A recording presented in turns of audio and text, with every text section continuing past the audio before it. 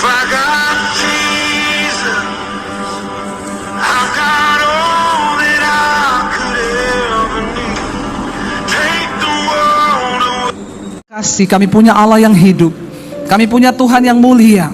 Bahkan kemuliaan-Mu melebihi segala-galanya. Kami rindu kemuliaan itu hadir dalam hidup kami. Kami rindu kemuliaan-Mu dinyatakan dalam jalan-jalan hidup kami, Bapa. Karena itu di tahun ini, biarlah Tuhan berjalan bersama dengan kami. Pegang tangan kami, tuntun langkah hidup kami. Urapi hamba-Mu yang tidak ada apa-apanya, urapi setiap kami. Kami sambut firman-Mu. Bukakan rahasia firman Tuhan. Roh Kudus mengurapi setiap kami. Di dalam nama Yesus yang percaya, Tuhan di tengah kita memberkati kita akan bersama. Amin, amin. Silakan duduk Bapak Ibu yang terkasih. Shalom. Bagaimana kabarnya hari ini? Luar biasa karena kita punya Tuhan yang luar biasa. Iya, tadi pagi saya Konghi dulu ya, Kyonghi ya. Bukan orang pintar yang akan sukses tahun ini. Bukan orang yang mengandalkan logika, bukan orang yang punya modal, tapi orang yang diberkati Tuhan, orang yang mengandalkan Tuhan dalam hidupnya. Tadi pagi saya sampaikan tentang kisah Ishak di negeri orang Filistin, terambil dari Kejadian pasal 26. Tadi pagi belum selesai dan saya akan lanjutkan, tapi sedikit saya akan ulangi. Alkitab berkata, Kejadian pasal 26 ayat 1, maka timbullah kelaparan di negeri itu. Ini bukan kelaparan yang pertama yang terjadi dalam zaman Abraham. Sebab itu Ishak pergi ke Gerar kepada Abimelek, raja orang Filistin. Lalu Tuhan menampakkan diri kepada Ishak dan berkata, jangan pergi ke Mesir, diamlah di negeri yang akan kukatakan kepadamu. Ketika kelaparan melanda, nomor satu pasti manusia normal akan mencari jalan keluar. Namanya juga hidup. Ya, dia pasti akan memikirkan sebagai manusia normal. Ishak berpikir, dia punya istri, saudara. Dia punya keluarga. Bagaimana kalau kelaparan di depan mata? Tentunya akan ada sebuah perencanaan. Dan setiap orang yang normal itu dalam hidupnya harus punya perencanaan. Kita nggak bisa hidup tanpa perencanaan. Tetapi perencanaan, kepintaran kita tidak cukup. Karena itu Tuhan berkata, sertakan Tuhan dalam setiap rencana hidupmu. Katakan, amin. Bahkan kitab Yakobus berkata, kalau engkau akan pergi ke kota ini dan engkau akan memulai usaha di sana, engkau berkata, aku akan mulai berdagang, menjual ini, melakukan ini, katakanlah, jika Tuhan berkehendak, jika Tuhan berkenan. Jangan mendahului Tuhan di dalam hidup ini. Seringkali kita berpikir kita punya modal, kita punya uang.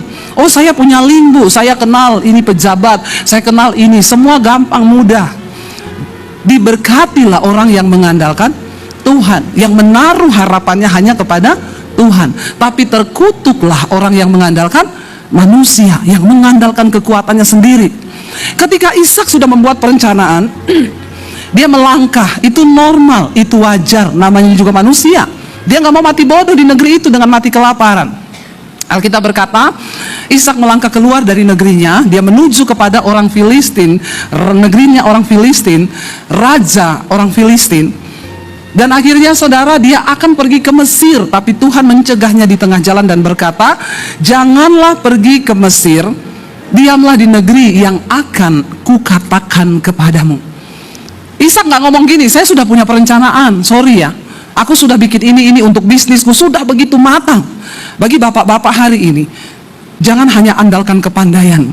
Sehebat apapun engkau bikin strategi dalam pekerjaanmu, libatkan Tuhan. Katakan, sebab Tuhan yang paling tahu. Kita jangan sok tahu. Tuhan yang paling tahu. Bahkan 5 menit ke depan ini loh, Tuhan tahu hidup kita. Kita nggak tahu, tapi Tuhan tahu. Sebab Dia yang pegang blueprint, perencanaan atas hidup kita. Bahkan Dia tahu sampai kapan mati kita. Kita semua nggak ada yang tahu loh mati kita kapan. Kemarin saya ditelepon seorang ibu, Bu Debbie, saya divonis dokter kena kanker stadium akhir. Dokter berkata umur saya tinggal 6 bulan. Sambil menangis dia bilang, Bu, berarti sekarang saya harus mempersiapkan hidup untuk mati ya Bu. Saya bilang, kok ibu aja? Saya yang tidak divonis dokter tinggal 6 bulan ini Bu, saya ini tiap hari hidup mempersiapkan diri untuk mati. Amin. Ada di sini yang tahu tanggal matinya tanggal berapa? Ada saudara yang tahu? Tidak ada. Saudara tahu cara mati saudara bagaimana? Saya tadi cerita banyak sama Pak Nanto ya. Luar biasa loh. Berapa kali mau mati pesawat jatuh, dia nggak jadi naik. 3 kali ada ya Pak ya. Mau ke Medan, tiba-tiba suruh temennya gantiin tiket pesawat, temennya ganti, dia nggak diganti. Temennya naik pesawat, pesawatnya jatuh. Mau ke Singapura, sudah di bandara. Dia bilang, saya kok nggak sejahtera terbang ya, saya mau ke gereja aja, nanti gampang lah ke Singapura. Pesawat Singapura jatuh, yang waktu tahun berapa itu yang mau deket Natal, Jakarta Singapura jatuh. Terluput lagi, belum saatnya. Ya, tapi teman-temannya yang pergi mati 3 kali kalau nggak salah. Saya bilang, benar memang Alkitab bilang, kalau belum waktunya mati, tidak mati. Tapi kalau sudah waktunya, nggak usah tunggu jatuh dari pesawat, nggak usah tunggu kena kanker. Saya bilang, Bu, dokter bilang ibu tinggal 6 bulan. Jangankan ibu, yang sehat-sehat pun, kita ini kan hidup mempersiapkan diri untuk mati. Kenapa? Karena kematian itu yang pasti. Jangan sombong kalau kita merasa kita sehat hari ini, karena nggak semua syarat mati itu harus sakit. Ada orang cuma duduk di sofa habis pulang jalan-jalan pagi. Kita banyak dengar kan, habis pulang jalan-jalan pagi loh, cuma duduk loh, mati loh. Iya, ada teman saya dari Sulawesi mau ke Jakarta, rencana mau liburan sama anak di Bandung. Bisa-bisanya lagi nunggu bagasi, dia bilang sama suaminya, Pak, aku ke toilet dulu, kamu nunggu ya kalau tas kita lewat. Iya. Keluar dari toilet, datang, loh, suamiku mana ya? Loh, itu kok orang rame-rame di situ, kenapa? Lari dia, suaminya udah jatuh, meninggal di bandara. Lagi nunggu bagasi. Saya tanya, Bu, nggak ada tanda-tanda di pesawat Bapak ngeluh apa? Nggak ada, Bu. Kita naik pesawat tidur, landing sudah bangun seperti biasa, tidak terjadi apa-apa. Nggak ada kata-kata perpisahan, nggak ada tanda-tanda mati. Saya mau bilang sama bapak-bapak hari ini, kita nggak tahu mati kita kapan, tapi tolong kasih tahu PIN ATM-mu sama istrimu. Amin, bapak-bapak. Kasihan loh kalau kamu mati, istrimu nggak tahu nomor PIN ATM-nya. Mau beli peti aja bingung. Saya pernah ketemu ibu-ibu, dia cerita, aduh Bu, yang saya nggak tahu ini ya, untuk biaya semuanya, soalnya saya nggak tahu PIN ATM suami saya. Bapak-bapak, kalau engkau mau melihat keuanganmu diberkati Tuhan tahun ini, jangan ada dusta di antara kita. Bilang, coba istri lihat suami dan bilang, Pak, lihat istrinya, lihat istrinya dilihat, suaminya dilihat, jangan lihat istri orang. Bilang, tidak ada dusta di antara kita ya. Jangan loh. Siapa di sini yang istrinya nggak tahu nomor PIN ATM suaminya? Saya suruh maju, kita baptis ulang hari ini. Saya rendam 15 menit. Kalau dalam hal keuangan saja engkau tidak terbuka, bahaya loh saudara. Yesus mensejajarkan dirinya satu-satunya dengan uang. Dia bilang, kamu nggak bisa mengabdi pada 2 tuan, pada Allah dan pada Mamon. Satu-satunya yang bisa mengambil dan mengalihkan posisi Tuhan dalam hidup manusia itu uang. Jadi kalau dalam hal uang, suami istri itu tidak terbuka, mari bertobat hari ini. Saya dan suami saya saling tahu. Suami saya pegang kartu ATM-nya, saya pegang mobile banking-nya. Kenapa Anda tertawa? Bawa aja saya, ATM-nya bawa. Dia mau gesek di mana, laporannya masuk, ting. Ada pengeluaran. Tadi beli apa saya? Oh ini di sini. Oh iya saya cek betul. Harus begitu suami istri, saling tahu. Ya jangan sampai istrinya nggak tahu, suaminya gesek, tiba-tiba istrinya cek, ini kok ada pengeluaran di Holy Wing, itu gereja baru, namanya Holy Wing. Saya tadi ada menabur di situ, janji iman. Ya, padahal naktir cewek-cewek minum di situ, bahaya saudara. Harus terbuka dalam hal keuangan. Yesus berkata, kalau dalam hal mamon saja engkau tidak bisa dipercaya, bagaimana dengan hal kerajaan surga? Amin, bapak-bapak. Nggak ada amin loh. Bapak-bapak di sini juga perlu dibaptis ulang ya. Ayo dong bilang amin. Berani bilang amin, karena kita mau hidup terbuka. Istri-istri juga jangan mata duitan. Kenapa suami seringkali menyembunyikan saldonya dari istri? Karena kalau istri mata duitan tahu jumlah saldo suaminya, bolehlah beliin tas 1 LV. Iya, bolehlah beli tas 1 ini. Udah baru minggu lalu beli tas, minggu ini beli tas lagi. Saudara, bukan itu yang membuat hidupmu bahagia. Ya, sebagai istri kita harus menjadi orang yang dapat dipercaya. Kalau kita mau melihat berkat Tuhan di tahun baru ini, ya, dalam hal keuangan kita terbuka. Dan tadi pagi saya sampaikan, ketika Ishak berada di situ, Tuhan berkata, dalam musim kelaparan, tanah tandus, kering, tidak ada apa-apa. Secara logika, tidak mungkin orang menabur di saat kelaparan itu musim kering. Tapi Tuhan berkata, Ishak menabur. Dan Ishak menabur jauh melampaui logikanya. Dia taat melakukan apa yang Tuhan suruh. Dan Alkitab berkata, maka menaburlah Ishak tahun itu. Apa yang terjadi? Dia menuai 100 kali lipat di tahun yang sama, nggak usah tunggu tahun depan. Dia menabur 100 kali lipat. Alkitab berkata, bukan karena Ishak pintar, bukan karena dia punya modal yang banyak, bukan karena dia punya link. Tuhan bilang, berdiamlah di sini sebagai orang asing. Namanya orang asing berarti nggak punya kenalan, tidak ada link. Tuhan bilang, berdiam di sini karena aku akan memberkati engkau.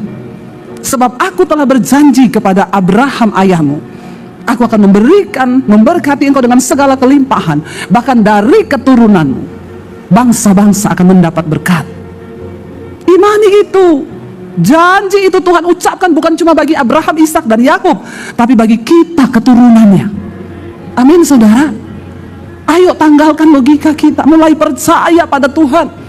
Karena ada begitu banyak hal supranatural yang Tuhan bisa kerjakan dalam hidup kita, yang itu melampaui logika kita.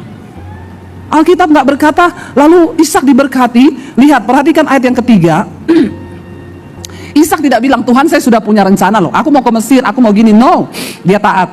Ayat 3, tinggallah di negeri ini sebagai orang asing, maka aku akan menyertai engkau dan memberkati engkau, sebab kepadamu lah, kepada keturunanmu akan kuberikan seluruh negeri ini, dan aku akan menepati sumpah yang telah kuikrarkan kepada Abraham ayahmu.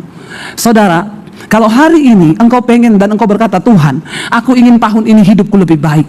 Kalau engkau hari ini berkata, Tuhan, aku ingin tahun ini keuanganku lebih baik. Kalau hari ini engkau berkata, Tuhan, aku ingin pekerjaanku lebih baik tahun ini, percayalah, Tuhan terlebih rindu hidupmu lebih baik. Itu Tuhan terlebih rindu. Tapi kenapa seringkali tidak terjadi? Karena kita terlalu mengandalkan logika. Kita terlalu mengandalkan kekuatan kita. Ini waktunya tahun ini banyak-banyaklah berserah kepada Tuhan. Kenapa? Tuhan menyatakan janji yang sama kepada saudara dan saya. Saudara, saya melihat banyak hal yang tidak mungkin itu menjadi mungkin. Berapa waktu yang lalu saya dapat visi dari Tuhan untuk membangun sebuah sekolah Alkitab. Saya bilang, Tuhan, saya ini siapa? Saya tidak punya uang, saya tidak punya latar belakang untuk bikin sekolah.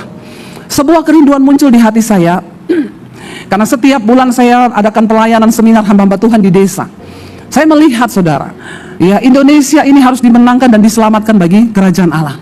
Lihat kehidupan hamba-hamba Tuhan di desa itu kasihan. Ya, kalau dengan hidup mereka saja mereka seperti itu tidak cukup, ya, maka harus ada terobosan yang terjadi. Tuayan banyak, tetapi pekerja itu sedikit. Itu yang Tuhan bilang kepada saya.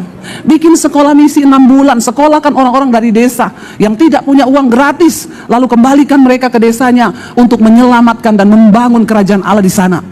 Saya tangkap itu. Lalu saya mulai dengan suami bergerak dengan berkat yang sudah Tuhan percayakan kepada kami.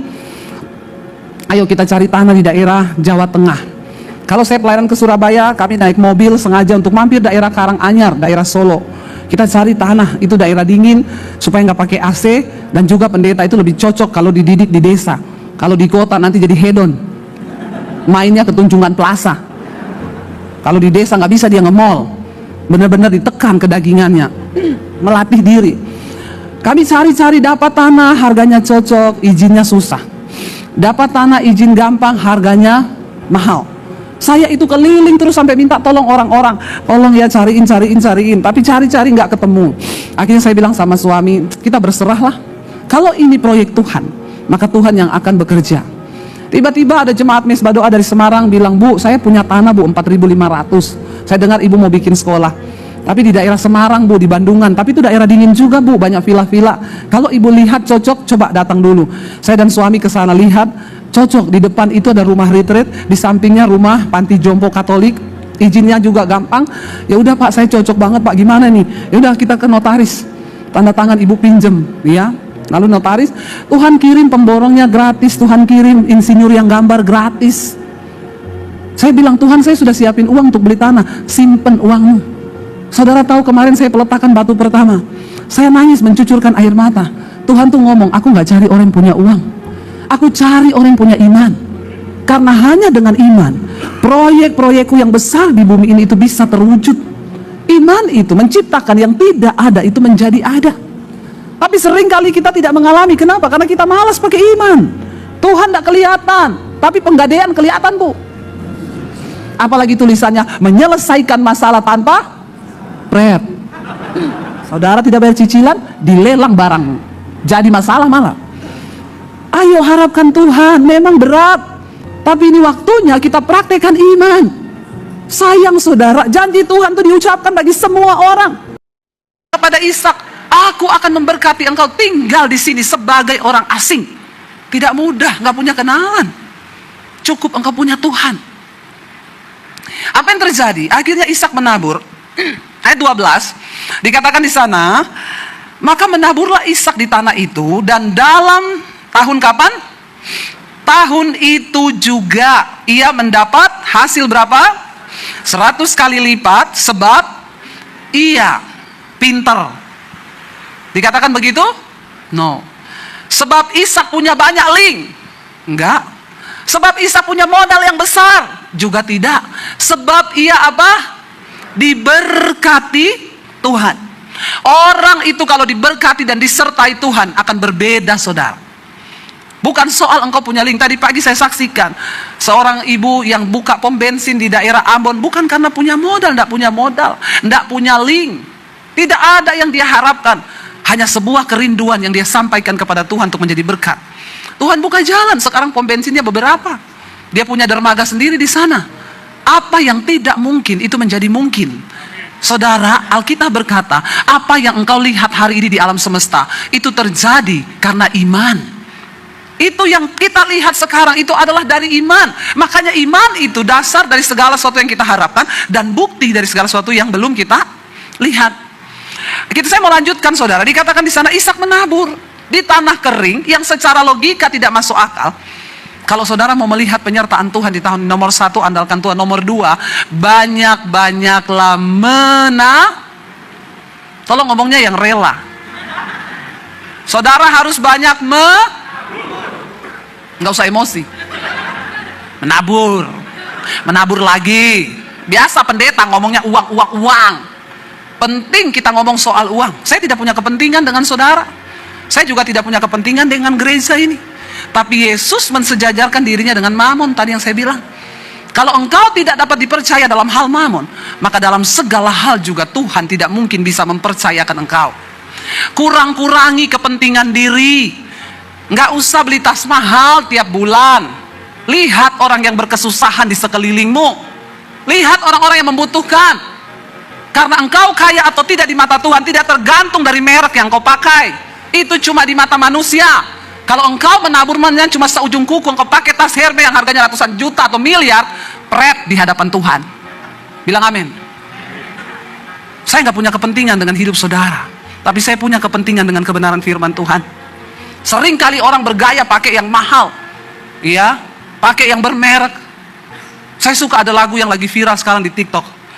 Aku tidak butuh Gucci, ku tidak butuh Louis Vuitton. Ku tak butuh itu semua, tuk bahagia. Karena aku pahami, bahagia itu bila aku memberi, dan bila aku syukuri, semua berkatnya ku bahagia. Amin. Amin, saudara. Saya pakai sepatu LV, dikasih, ya saya pakai. Suruh beli,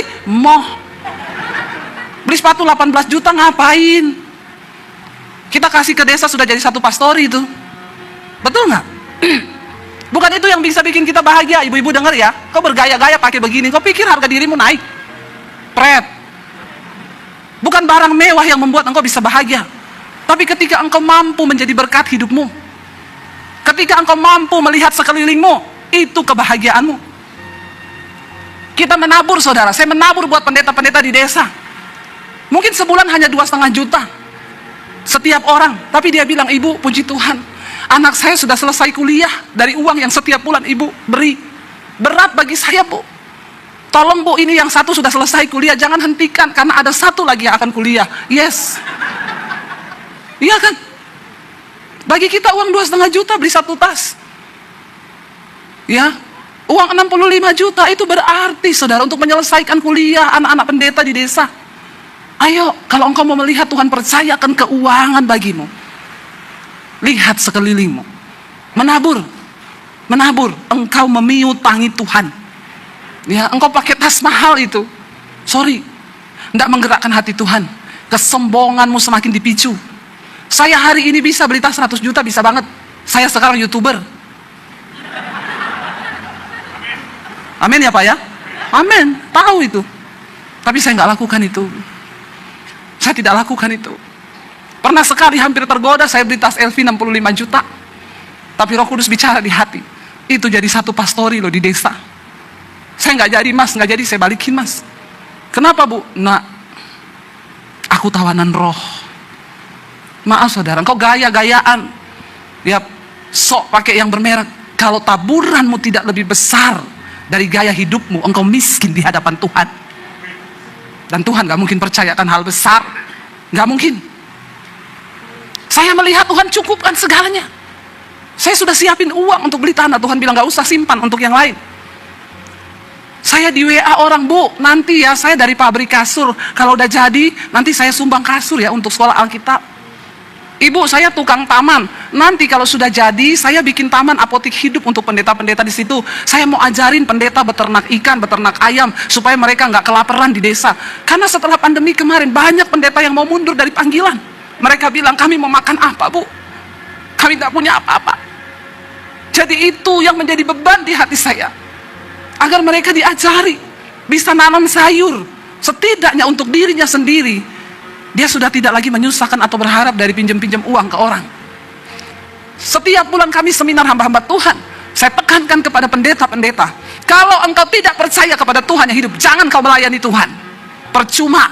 Alkitab berkata, waktu engkau berpaling kepada Allah, engkau harus percaya bahwa Allah itu ada. Dia hidup dan dia memberi upah kepada orang yang sungguh-sungguh mencari dia. Kalau tidak sampai di situ imanmu, berhenti jadi pendeta.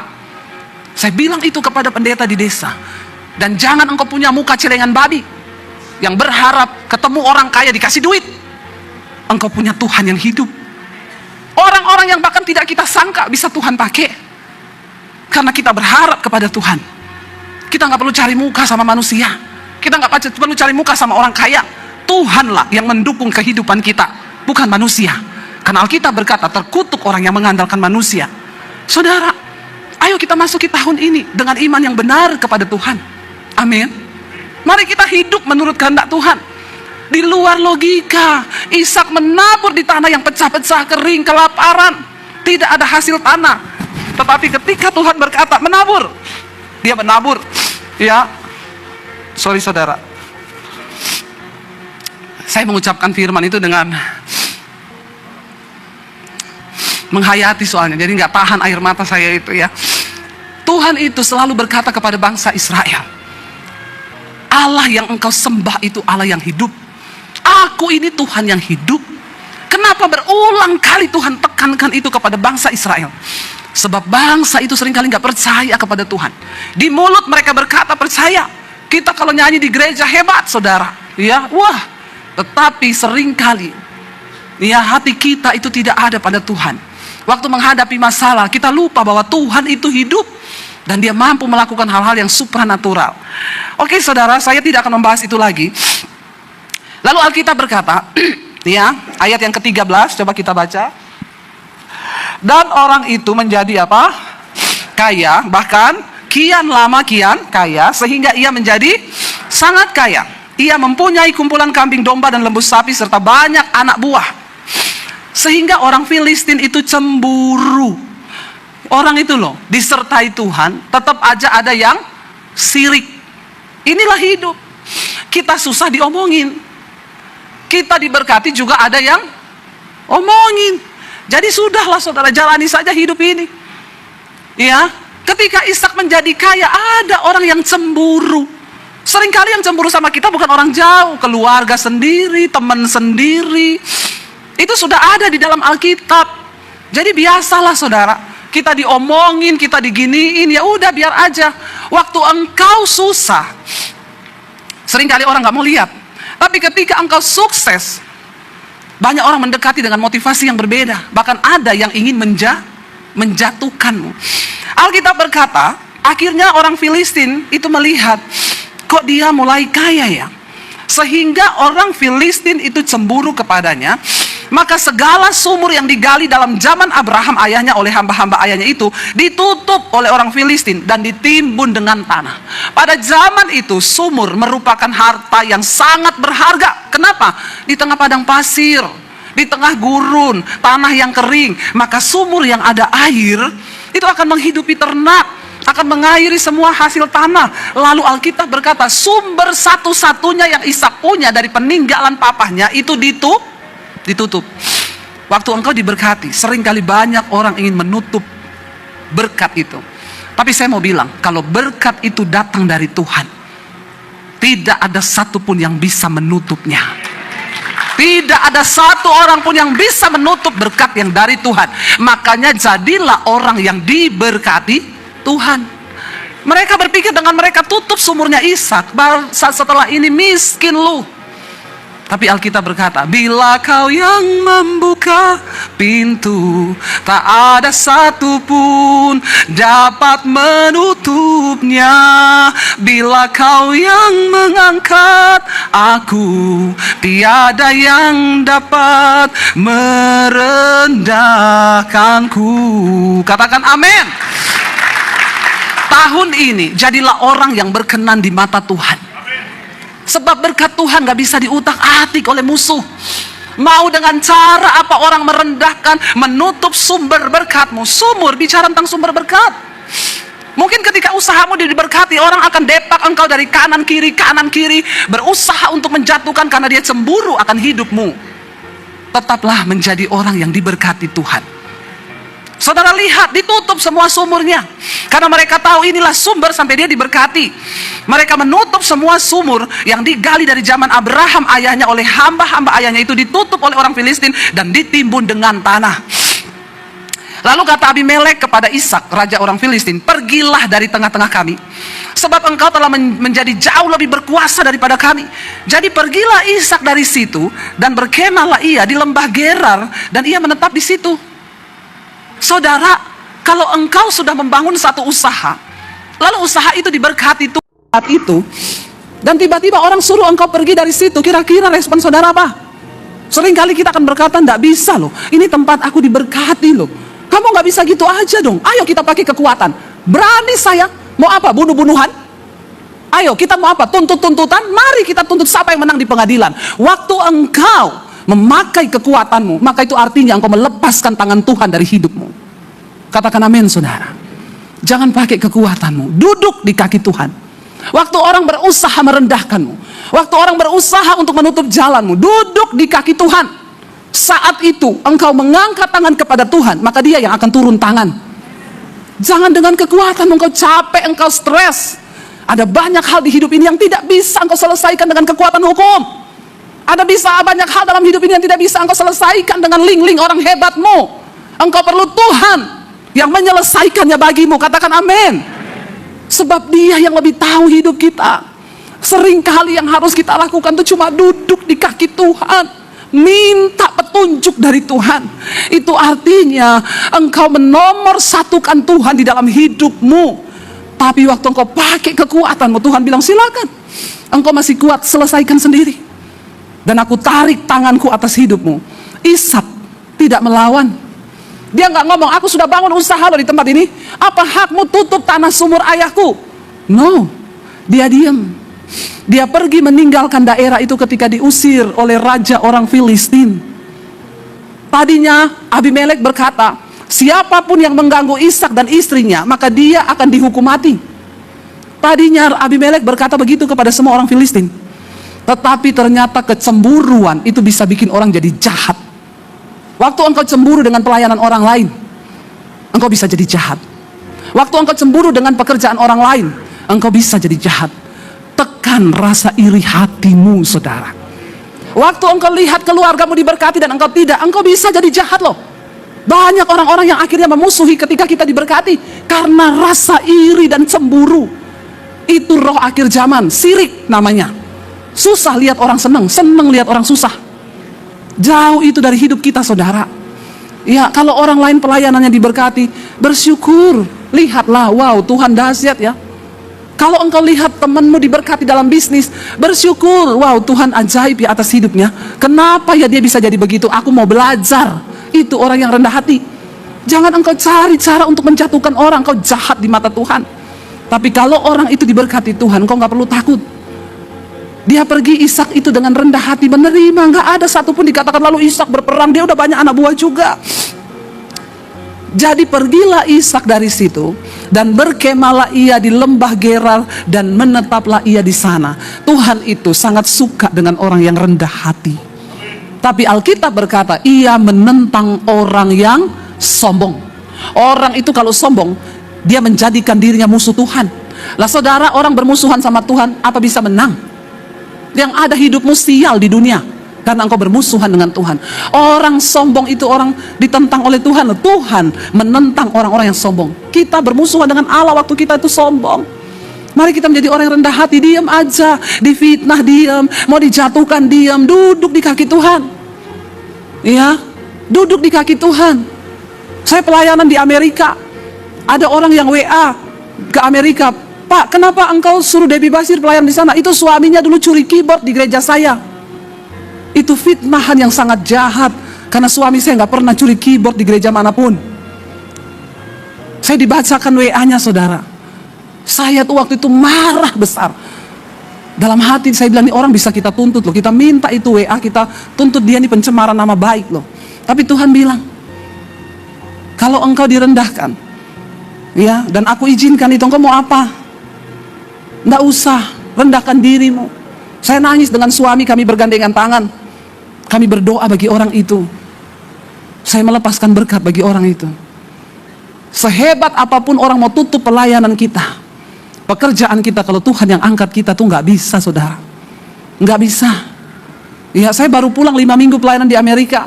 Belum bongkar koper, masuk 3 WA, Bu. Tolong kasih tanggal ya, Ibu berangkat ke state yang lain, Bu. Kami bayar tiket, Ibu pelayanan ya di sini, siapkan waktu 1 bulan. Saya bilang tunggu, koper belum dibongkar.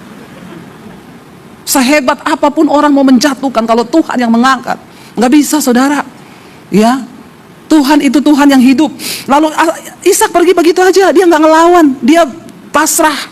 Dikatakan di sana pergilah Ishak. Kemudian Ishak menggali kembali sumur yang digali dalam zaman Abraham ayahnya, yang telah ditutup oleh orang Filistin sesudah Abraham mati. Disebutkannya lah nama sumur-sumur itu menurut nama-nama yang telah diberikan oleh ayahnya.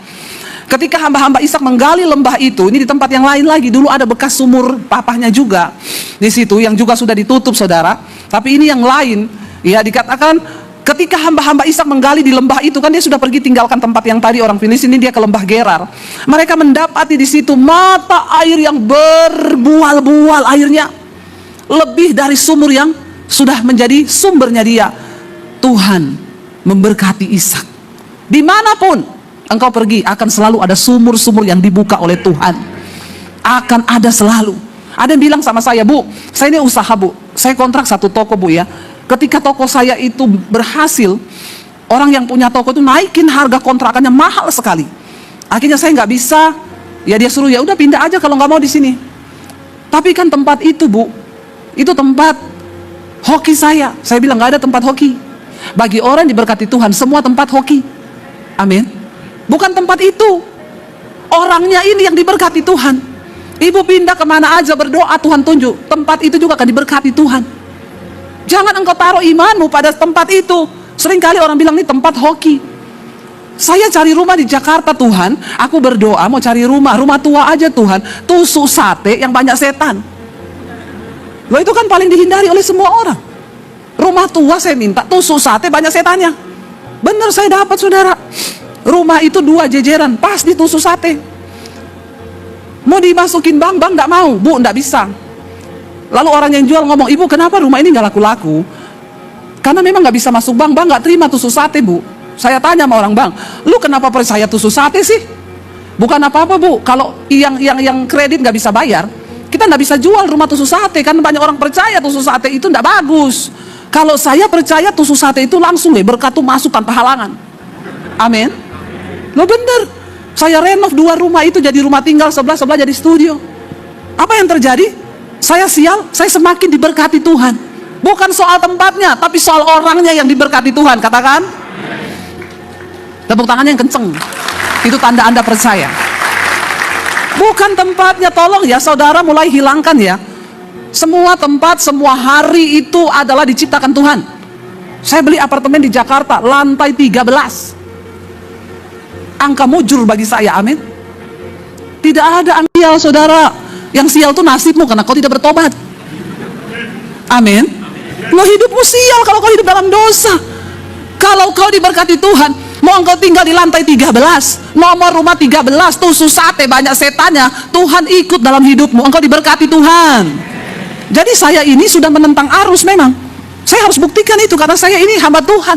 Saya taruh hidup dan iman saya, kalau percaya Tuhan, jangan setengah-setengah. Maka Tuhan memperhitungkan imanmu itu. Tadi Pak Nanto tanya, Bu, kenapa ya ibu bisa disertai Tuhan begitu? Saya bilang, ya mungkin ya Tuhan melihat saya ini nggak setengah-setengah percaya Tuhan. Disuruh keluar dari rumah, keluar kamu, jangan bawa ijazah. Saya melihat Yesus kasih makan kamu pakai apa, saya keluar. Mami saya nangis, kamu mau hidup bagaimana? Mam, aku mengikuti Tuhan yang bertanggung jawab atas hidupku. Memang saya belum lihat sekarang, Mam, tapi percayalah, Tuhan yang aku sembah itu Tuhan yang hidup. Tahun lalu saya beliin mami saya rumah di Sulawesi, saudara, yang lebih besar dari rumahnya, dan semua orang melihat, wow, Tuhanku hidup. Amin, saudara. Tuhan itu hidup. Tuhan itu hidup. Memang saya dibilang, kamu nggak, tanpa ijazah saya mau lihat Yesus kasih makan kamu pakai apa. Tanpa ijazah, akhirnya saya jadi YouTuber kan. Nggak ditanya sama YouTube, ijazahmu mana? S berapa? S1, S2, S3, S4, S7? Enggak. Tapi saya diberkati Tuhan. Ayo percaya sama Tuhan, jangan setengah-setengah. Lalu dikatakan Ishak gali, di situ airnya berbuar-buar. Lalu bertengkarlah para gembala Gerar dan para gembala Ishak. Di Gerar iri lagi. Tadi di Filistin kan, di Gerar gembalanya berantem sama gembala Ishak. Kenapa iri lagi? Soal kenapa dia semakin diberkati? Karena mereka bertengkar di sana ya. Jadi Ishak menamai sumur itu, air ini mereka bilang kepunyaan kami. Ishak menamai sumur itu Esek karena mereka bertengkar dengan dia di sana. Jadi kalau ada orang tukang bertengkar, kasih nama Esek saja. Ya, siapa si Esek itu loh? Sukanya bertengkar, sukanya ribut-ribut, nggak mau damai, maunya ribut terus cari perkara, nggak ada masalah, cari masalah. Saya tadi pagi cerita, ada ibu-ibu konseling, suami saya tuh loh Bu, saya itu nggak ada masalah Bu, rumah tangga aman-aman. Dia tanya, dulu mantanmu berapa? Astagfirullah, mantanmu waktu kamu belum nikah sama saya berapa? Dia jawab 6. Siapa aja? Terus kamu pernah ngapain sama mantanmu? Rempong nggak saudara? Nggak dijawab, nggak usah tanya-tanya. Berarti kamu melakukan sesuatu sama mantanmu. Ini ya, suami cari gara-gara loh. Saya bilang, ya bilang Bu sama suamimu, nggak usah kayak gitu lah. Saya sudah bilang Bu, ya udah ibu layani suami ibu yang baik, berbuat baik supaya dia percaya. Sudah Bu, bangun pagi saya buat baik, saya potongin buah, saya bikinin kopi. Jawabannya apa? Kok baik? Ada sesuatu ya? Salah-salah saya mau bilang bikin kopi kasih sianida dikit Bu. Doakan Bu, itu nasibmu, karena itu yang kau pilih. Doakan supaya dia bertobat. Tapi saya capek Bu hadapi suami kayak begitu. Bapak-bapak nggak ada masalah, nggak usah cari-cari masalah. Itu kan udah zaman dulu, nggak usah diungkit-ungkit. Yang dulu-dulu itu nggak usah diungkit. Ya, saya ditanyain suami saya, pacarmu dulu berapa? Udah mati semua mantan saya. Ya, jadi dia nggak tanya lagi saudara. Kenapa? Ya memang dia sudah mati di hati saya, nggak usah ingat-ingat mantan. Amin. Ya nanti melebar-lebar kemana-mana, ya nggak ada masalah. Jadi masalah, Tuhan bilang, Tuhan memberkati orang yang bersepakat. Kalau engkau ribut-ribut terus rumah tanggamu, maka tidak ada berkat dalam rumah tanggamu. Hidup damai bersama, berantem boleh, 5 menit cukup, katakan. Beneran loh, tenane loh. Ya, 5 menit aja, saya udah lebih dari 5 menit, yuk kita doa bareng. Itu kalau jiwamu sehat. Lain kalau engkau sakit jiwa. Orang yang marah-marah tuh sakit jiwa, tapi stadiumnya awal. Ya, perhatikan ya, marah-marah, engkau mendekati depresi. Kalau sudah mulai masuk depresi, stres, itu udah diam-diam, sama istri nggak ngomong, sama anak nggak ngomong, diam, pegang HP terus. Sebentar lagi engkau gila. Jangan begitu saudara. Jadi orang tuh biasa aja, normal-normal aja, men. Lalu Alkitab berkata, berantem lagi nih. Ya, susah ya orang diberkati Tuhan tuh banyak musuh nggak? Banyak. Jangan pikir, ini kok tiba-tiba ada asap kemuliaannya. Tuhan hadir di sini, saudara. Atau ini tanda khotbah sudah selesai? Udah habis waktu loh ya? Belum ya? Belum loh. Kita dengar suara rakyat loh. Tapi saya harus pergi ke sana, saudara. Saya ada jadwal sana jam 2. Ya kita cepat saja ya, sebentar, 5 menit ya Bu. Tolong imam musik siap di sini saja. Lalu kemudian mereka menggali sumur lain dan mereka bertengkar juga tentang itu. Maka Ishak menamai sumur itu Sitna. Lalu ia pindah dari situ menggali sumur yang lain lagi. Tetapi tentang sumur ini mereka tidak bertengkar. Sumur itu dinamai Rehobot. Dan ia berkata, sekarang Tuhan telah memberikan kelonggaran kepada kita sehingga kita dapat beranak cucu. Saudara tahu, singkat cerita saudara baca sendiri di rumah. Ayat yang ke-26 berkata, lalu datanglah Abimelek, raja orang Filistin tadi, mendapatkannya bersama-sama dengan Ahasud sahabatnya dan Pikol kepala pasukannya. Kata Ishak kepada mereka, mengapa kamu datang mendapatkan aku? Bukankah kamu benci kepadaku dan telah menyuruh aku keluar dari tanahmu? Jawab mereka, kami telah melihat sendiri bahwa apa?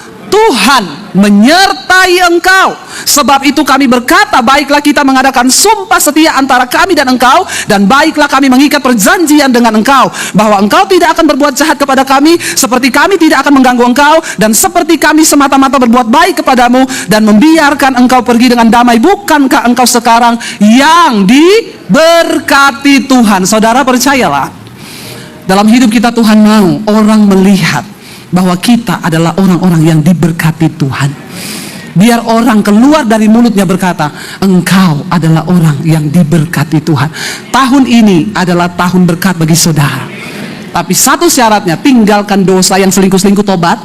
Yang masih hidup dalam dosa, tinggalkan semua, cari perkenanan Tuhan.